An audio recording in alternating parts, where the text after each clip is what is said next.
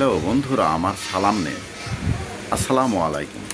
আশা করি আপনারা সবাই ভালো আছেন ইনশাল্লাহ, এবং আমার প্রত্যাশাও তাই। সেই সাথে আমার প্রীতি ও শুভেচ্ছা নেই। আজ এ পর্যায়ে যে বিষয়ে কথা বলবো তা হচ্ছে, আমরা প্রায়ই ঋণ করে থাকি। ঋণ মানুষকে অনেক সময় দারিদ্রতায় জর্জরিত করে ফেলে। ঋণ করতে গেলে একটা বিষয় বিশেষভাবে মাথায় রাখতে হবে: ঋণ পরিশোধ করার অবস্থা আছে কি না।